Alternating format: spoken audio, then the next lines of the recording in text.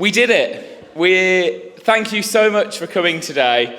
The love and support we've received means so much to us and we'll never forget it. And just seeing all of these faces in this same room is so batshit crazy.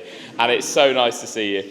I want to especially thank the bridesmaids and groomsmen, wherever you are. You've been incredible, and honestly, without your support, we couldn't have done today. It's already been mentioned, but there's a big character missing from today, which is my dad, Richard.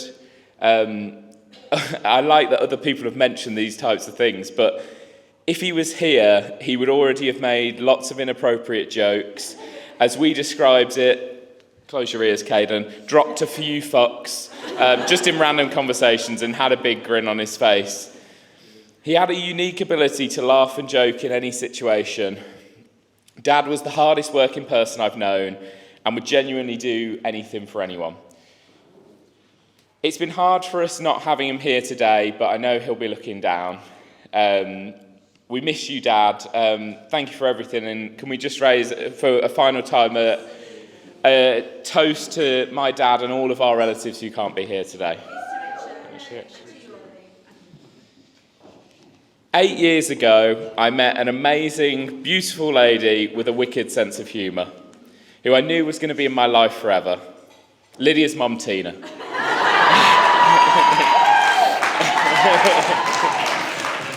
Mother-in-laws are said to be overbearing, meddling and cold. So far, Tina, you've done an awful job. For another cliche, they say if you want to know what your partner will be like in 10 years' time, you should look to their mother.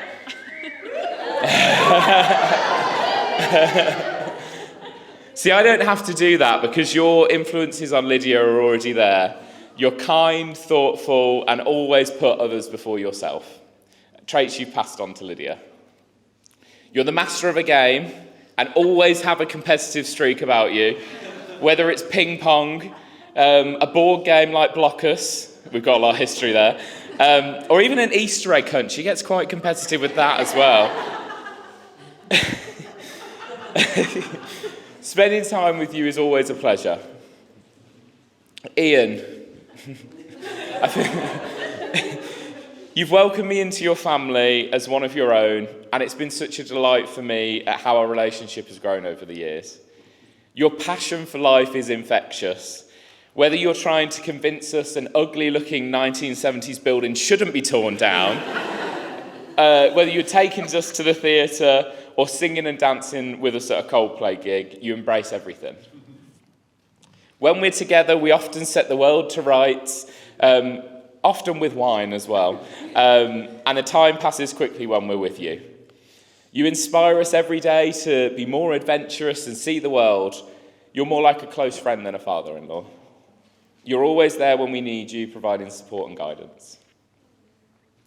Darren and Elizabeth, I just wanted to mention you. Thank you so much for the impact you've had on Lydia. I imagine neither of you would have expected to be sitting here a few years ago.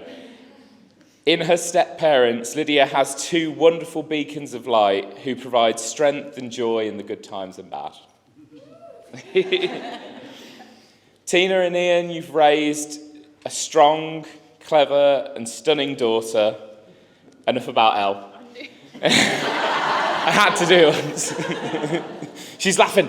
Someone record that. Seriously though, you've raised two thoughtful, resilient and adventurous daughters who strive to do the best in life. You should be really proud, and I'll be eternally grateful to both of you for creating the woman I love more than anything in this world.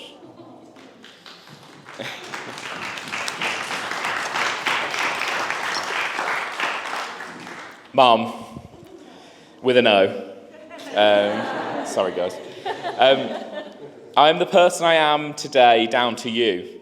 Your encouragement and ability to listen to my ramblings, no matter how long I blabbered on for, has given me a self-confidence that means I can do anything in this world.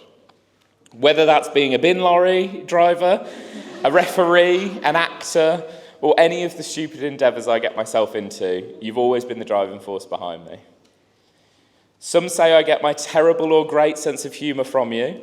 If this speech goes well, everyone, she'll take credit. But I don't think I've ever heard you say a bad word about anyone. And that shows what a wonderful person you are. You're kind, selfless, and extraordinarily generous. I've been showered with unconditional love from you throughout my life, and you're the best mom anyone could hope for. Mom, Tina, Ian, thank you so much for what you've done today. We couldn't have made today happen without you. We're almost there, guys. Keep going. Alex and Jodie, growing up with both of you was great character development. We were always fighting. One week I was best friends with Alex, the next with Jodie, but we always had each other's backs. A friend of Alex's once started picking on me. The response from Jodie was to swiftly kick him out the house and then tell him to get off of our drive too. I'm sure moments later, Alex and Jodie started taking the mickey out of me using exactly the same insult. It was okay for someone to pick on, it was okay for us to pick on each other, but the second an outsider attacked us, they attacked all of us. Alex, growing up, you were always an inspiration to me. Despite our 7-year age gap, no matter what you were doing, I wanted to do the same. You've always been a brilliant role model for me to look up to. Jodie, you're a rock of a person. Your resilience in life is incredible. I'm honestly in awe of you every day. You're a wonderful mom to Caden and Cash, and you're the heart of our family. Eleanor George, we're getting through them. Where do I start? The funny thing is, some of these things have already been mentioned, but we'll go for it. Do I really want another sister? And worst of all, the person who decides to cut plastic in the oven. As you can tell from Elle's speech, I decided early on that I would be the brother that Elle never had. I love to wind you up, keep you on your toes, and most importantly, as you mentioned, disagree with every opinion you have. If someone told me when I agreed to move in with Elle and Lydia that we'd be locked in a house for 18 months during a global pandemic, I might have emigrated. However, getting to know you over that period has allowed me to discover what a lovely person you are. You have a unique sense of self and you forge your own path in life. The care and empathy you have for others makes Mother Teresa look like Vladimir Putin. I kept that one in. During those years, the three of us became a great team. Andrew is a brilliant addition to that squad, and I can't wait for the four of us to grow together. That said, you're really annoying too. Today, I married my best friend.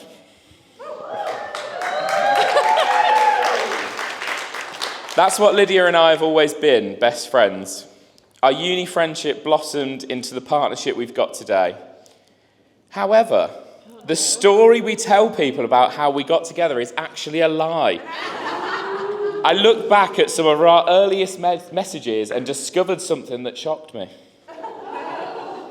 Lydia actually rejected me just 2 months before we got together.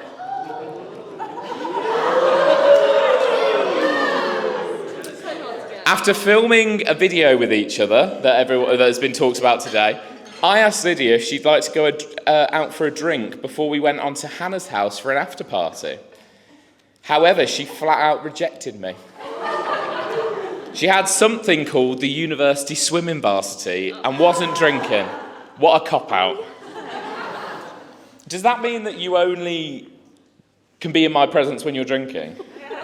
She's drinking today. Yeah. She did, however, promise that we could go for a drink in the future. And a mere month later, I received a call from Lydia out of the blue, asking if we could go for coffee, and the rest is history. A person much wiser than me once said, a successful marriage requires falling in love many times and always with the same person. Lydia, with you, falling in love is always easy. When you walk into the room, people just start smiling. Your entrance brightens even the dreariest of days. You're unique in your style, your sayings, everything you do. But you don't think anything of it.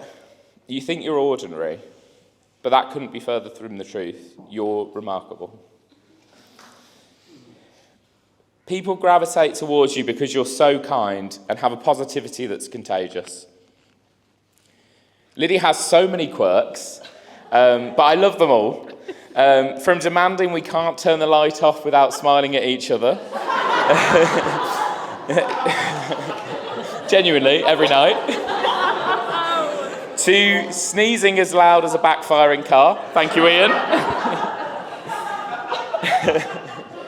And never being able to finish a meal without leaving a tiny bite fall behind.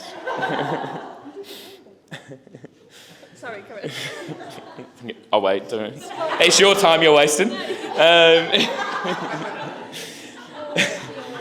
Living with me is not easy. Despite my chaotic sense of time and last-minute nature, as you all know, you've embraced me with patience and love. And you've put up with my toxic ability to think there's enough time to do things when there clearly isn't. This has led to us starting 3 businesses, ending in crazy situations, and being so busy that sometimes you wish you had another pair of hands. With you by my side, I genuinely feel invincible. Your presence is like a secret power, fueling my belief that together we can conquer anything. Every idea, bad joke, observation, I'm compelled to share it with you first. I don't show emotion as much as you. It would be hard to. As has already been mentioned, the first time we watched the film Up, I had to switch it off after 10 minutes because she was hysterically sobbing. However, you've taught me the beauty of emotion. Your joy and tears touch my heart in ways I can't describe. You're my cheerleader, my counsellor, and the most thoughtful person I've ever met. There's no one in this world I'd rather go on adventures with, create late-night business plans with, play bludger football with, and spend a really boring Tuesday night with. They say opposites attract, but in our case, it's our similarities that bind us together. And we're just a vibe. Oh, I forgot about that. We are just a vibe. And we were made for each other. So here's to love, laughter, a lifetime of surprises with my best friend and soulmate, Lydia. To Lydia.